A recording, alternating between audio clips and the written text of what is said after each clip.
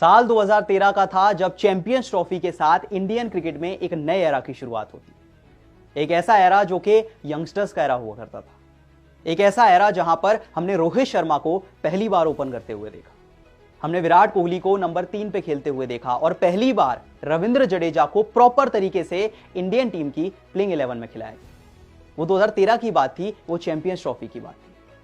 लेकिन आज साल है 2025 का।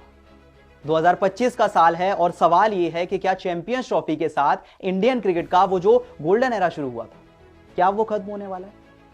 और 2025 की चैंपियंस ट्रॉफी में क्या हम रोहित शर्मा, विराट कोहली और रविंद्र जडेजा के एक्सपीरियंस ट्रायो को क्या आखिरी बार खेलते हुए देखेंगे?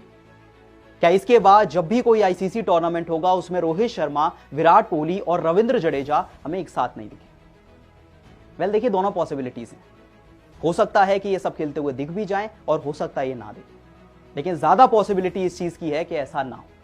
और जिस एरा की शुरुआत 2013 की चैंपियंस ट्रॉफी में हुई थी, आज वही एरा 2025 की चैंपियंस ट्रॉफी में खत्म होने जा रहा है। क्योंकि ये बात तो हम सब जानते हैं कि चाहे रोहित शर्मा हो, विराट कोहली या फिर रविंद्र जडेजा, ये तीनों प्लेयर्स अब अपने करियर के अंतिम पड़ाव पर। T20 क्रिकेट से इन तीनों प्लेयर्स ने पहले ही रिटायरमेंट ले लिया।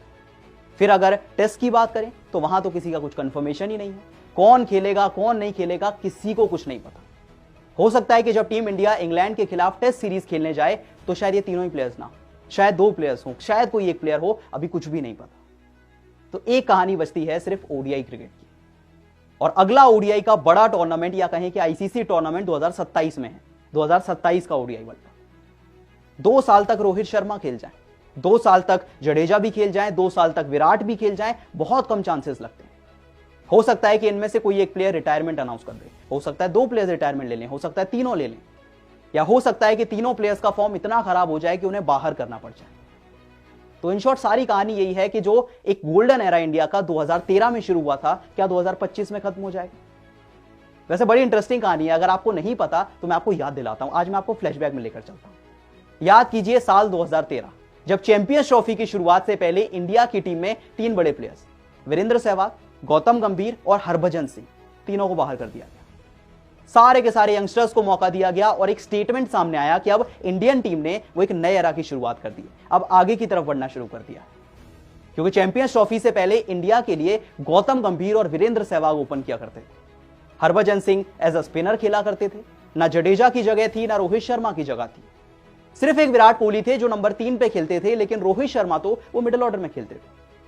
लेकिन फिर आती है चैंपियंस ट्रॉफी और महेंद्र सिंह धोनी एक मास्टर स्ट्रोक खेलते हैं। सबसे पहले तो वो रोहित शर्मा से ओपन कराना शुरू करते हैं।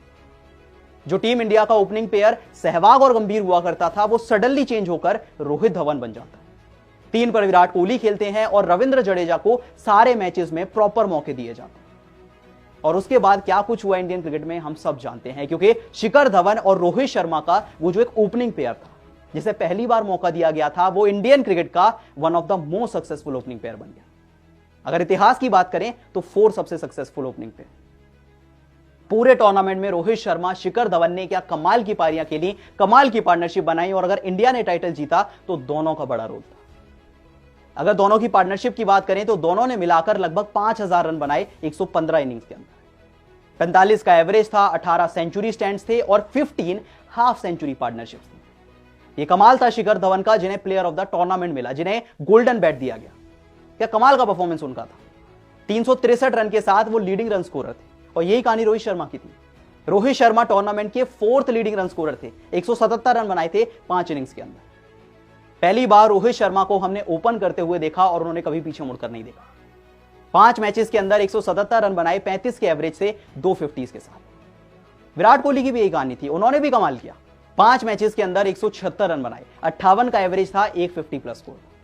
फिर अगर रविंद्र जडेजा की बात कर लें तो वो टूर्नामेंट के लीडिंग विकेट टेकर थे, उन्हें गोल्डन बॉल दिया गया।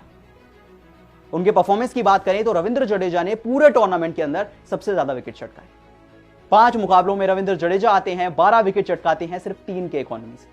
और वो एक ऐसा टूर्नामेंट था जहां इंडियन क्रिकेट में 3 सबसे बड़े प्लेयर्स रोहित शर्मा, विराट कोहली और रविंद्र जडेजा का राइज शुरू हो गया था। फिर उसके बाद हमने चाहे T20 क्रिकेट हो, टेस्ट क्रिकेट हो, ओडीआई क्रिकेट हो, सारे बड़े टूर्नामेंट्स में इन तीनों को एक साथ खेलते देखा। लेकिन अब सवाल यह है क्या वो 2025 तक ही होगा, क्योंकि इसके बाद अगला बड़ा टूर्नामेंट है 2027 में, यानी 2 साल और बचे। और बेंच पे ऑलरेडी प्लेयर्स बैठे हुए हैं जैसे कि यशस्वी जायसवाल, शुभमन गिल, अक्षर पटेल, जो अपनी बारी का इंतजार कर रहे हैं। और हम सब जानते हैं कि जब तक एक्सपीरियंस प्लेयर्स टीम में रहेंगे ये कभी प्रॉपर तरीके से नहीं खेल पाएंगे, ये रेगुलर नहीं खेल पाएंगे।